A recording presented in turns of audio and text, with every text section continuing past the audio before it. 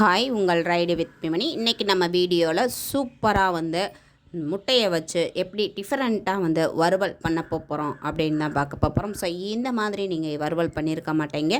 இந்த மாதிரி பண்ணி பாருங்கள், எல்லாருமே வந்து என்ஜாய் பண்ணி சாப்பிடுவாங்க. ஸோ வாங்க எப்படி ப்ரிப்பேர் பண்ணுறதுன்னு பார்க்கலாம்.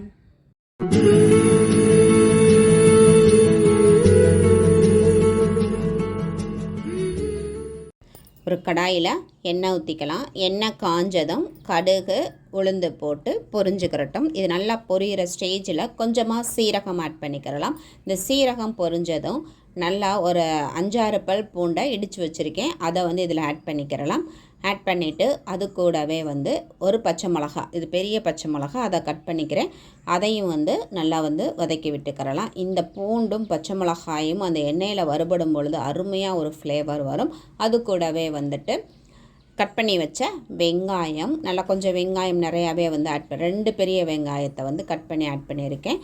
அது கூட கொஞ்சமாக மஞ்சள் தூள், உப்பு போட்டு நம்ம வதக்கும் பொழுது குயிக்காக வந்து அது வந்து வதங்கி வந்துடும். ஸோ நல்லா வந்துட்டு மிக்ஸ் பண்ணி விட்டுட்டு மூடியை போட்டு மூடிட்டோம் அப்படின்னா மீடியம் ஃப்ளேமில் வச்சு விட்டுறணும்.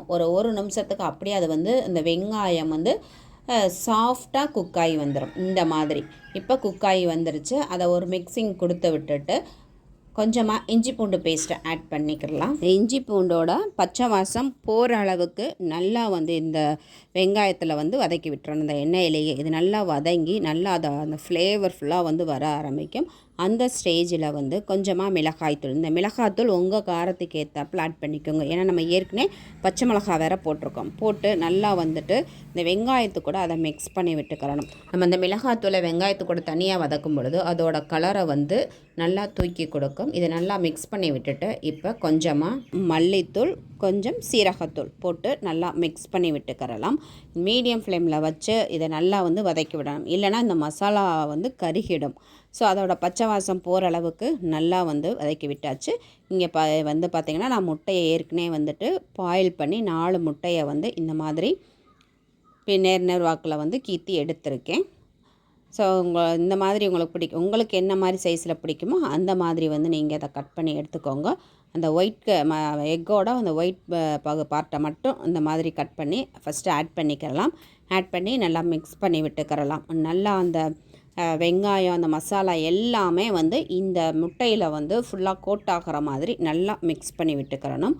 மிக்ஸ் பண்ணி விட்டுட்டு இந்த ஸ்டேஜில் உப்பு காரம் செக் பண்ணி பார்த்து தேவைப்பட்ட ஆட் பண்ணிக்கிறலாம்.